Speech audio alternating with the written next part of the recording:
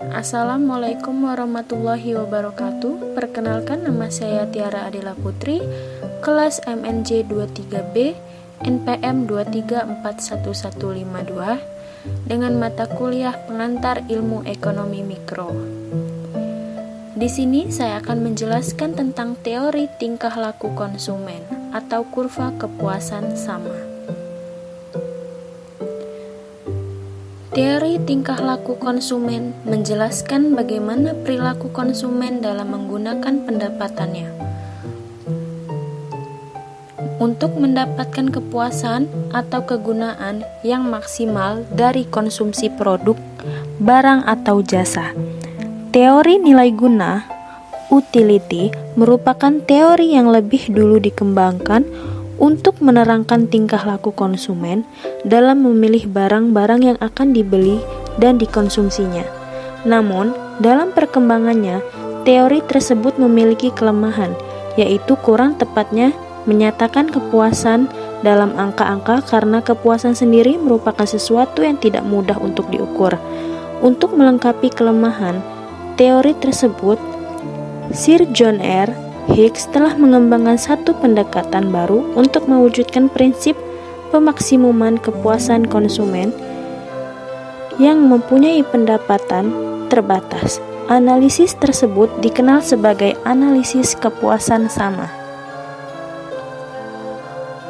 Kurva kepuasan sama adalah suatu kurva yang menggambarkan gabungan atau kombinasi produk-produk yang akan memberikan kegunaan atau kepuasan yang sama besarnya. Analisis kurva kepuasan sama meliputi penggambaran dua macam kurva, yaitu kurva kepuasan sama dan garis anggaran pengeluaran. Berikut beberapa asumsi yang mendasari teori kurva kepuasan sama. Yang pertama, rasionalitas, di mana konsumen akan berusaha meningkatkan kepuasannya atau akan memilih tingkat kepuasannya yang tertinggi yang bisa dicapai. Kedua, konveksitas, yaitu bentuk kurva inferensi cembung dari titik origin dari sumbu absis dan ordinat. Yang ketiga, nilai guna, tergantung pada jumlah barang yang dikonsumsi. Keempat, transitivitas, yaitu konsumen akan menjatuhkan pada pilihan yang terbaik dari beberapa pilihan. Yang kelima, kurva inferensi tidak boleh bersinggungan atau saling berpotongan. Kurva kepuasan sama. Untuk menggambarkan kurva kepuasan sama, perlu dimaksimalkan bahwa seseorang konsumen hanya akan membeli dan mengkonsumsi dua macam barang saja, misalnya makanan dan pakaian.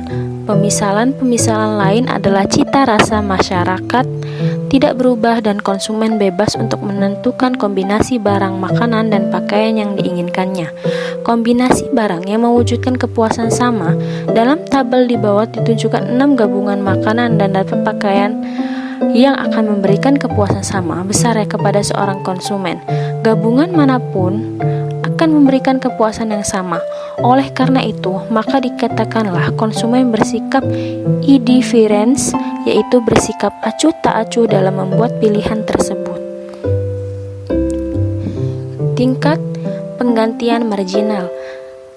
Tingkat penggantian marginal yaitu pergantian yang menggambarkan besarnya pengorbanan ke atas konsumsi sesuatu barang atau makanan untuk menaikkan konsumsi satu barang lainnya atau pakaian, dan pada waktu yang sama tetap mempertahankan tingkat kepuasan yang diperolehnya. Tingkat penggantian marginal yang semakin bertambah kecil ini disebabkan oleh faktor berikut. 1.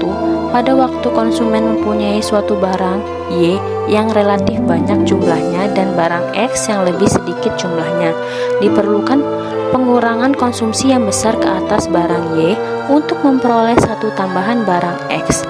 Akan tetapi, yang kedua, semakin banyak barang S yang akan diperoleh, semakin sedikit pengurangan konsumsi barang Y yang harus dilakukan untuk memperoleh satu barang X.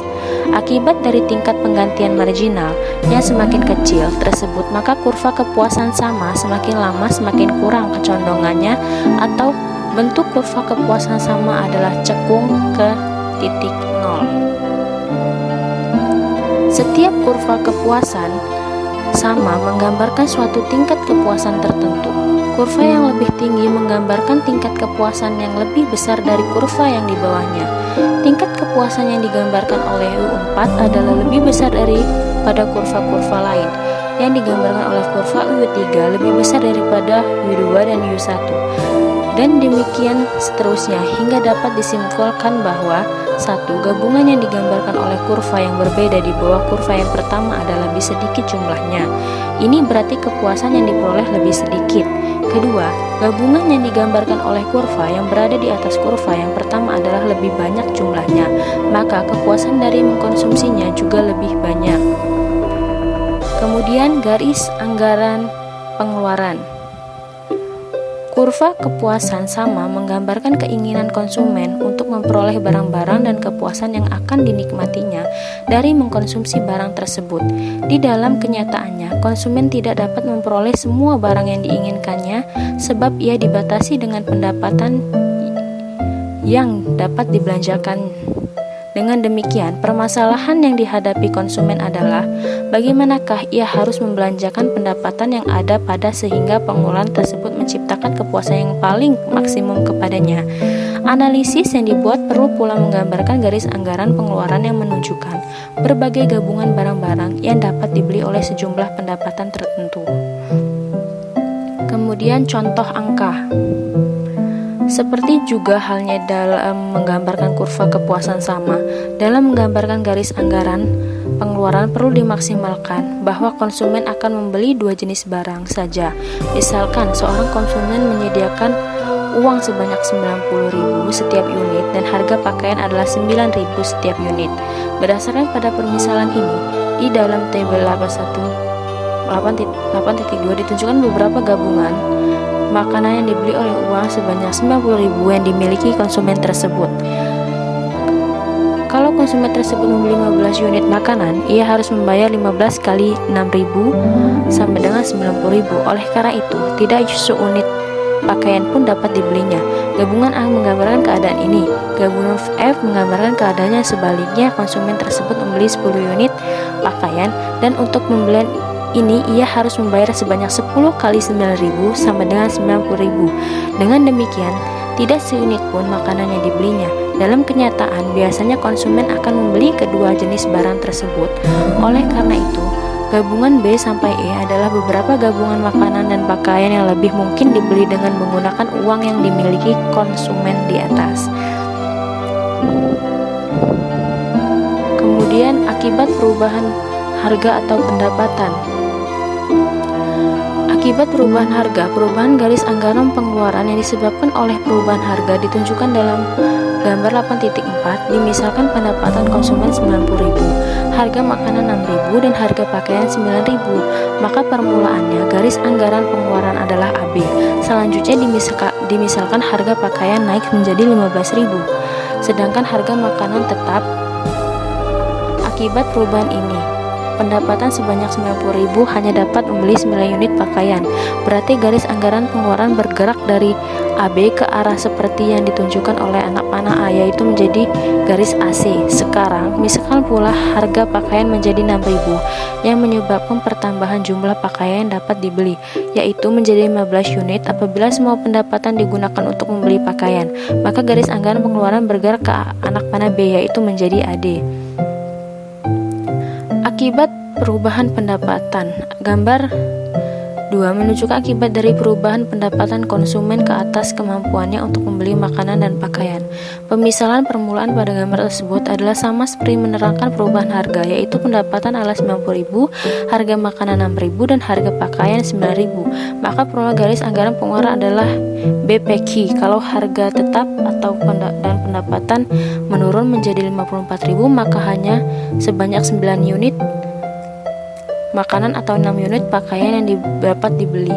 Dengan demikian, garis anggaran pengeluaran telah bergeser secara sejajar ke kiri seperti pada garis RS. Sebaliknya, apabila pendapatan bertambah menjadi 108.000 sedangkan harga pakaian dan makanan tidak berubah, maka pendapatan tersebut akan dapat membeli 18 unit makanan atau 12 unit pakaian, yaitu menjadi garis TU. Garis pendapatan konsumsi.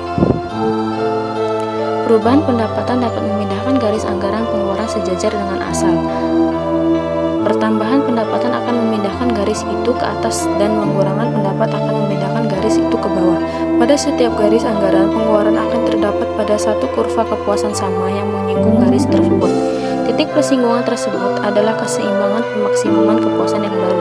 Pada waktu pendapatan adalah Y, garis anggaran pengeluaran seperti ditunjukkan oleh garis A, dan E adalah keseimbangan yang menggambarkan pemaksimuman kepuasan apabila pendapatan naik ke Y1, menyebabkan garis anggaran pengeluaran menjadi garis B dan keseimbangan yang baru adalah E1.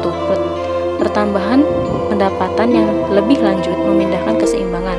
Misalnya ke E2, garis pendapatan konsumsi adalah garis yang bermula dari titik origin 0 dan melalui titik keseimbangan E, E2, E3 dan seterusnya. Garis harga konsumsi. Perubahan harga akan mengubah kecondongan garis anggaran pengeluaran. Misalkan pada mulanya garis anggaran pengeluaran adalah garis AB. Garis itu disinggung oleh kurva kepuasan sama U3 di titik E yang menunjukkan kedudukan yang menciptakan kepuasan maksimum pada konsumen. Jika dimisalkan pendapatan tetap dan harga makan tetap, tetapi harga pakaian berubah, yaitu dimisalkan harga pakaian naik, maka garis anggaran pengeluaran pindah ke garis AC dan garis ini disinggung oleh kurva kepuasan sama U2 di titik E1 dan ini merupakan titik kepuasan konsumen yang baru. Harga pakaian dimisalkan naik kembali sehingga garis anggaran pengeluaran berubah menjadi seperti yang ditunjukkan oleh garis AD. Kurva kepuasan U1 menyinggung di titik E2, berarti titik ini adalah keseimbangan baru. Kalau titik E, E1, E2, dan titik-titik keseimbangan seperti itu dihubungkan, maka diperoleh kurva yang dinamakan garis harga konsumsi. Sekian video penjelasan saya akhiri. Terima kasih. Wassalamualaikum warahmatullahi wabarakatuh.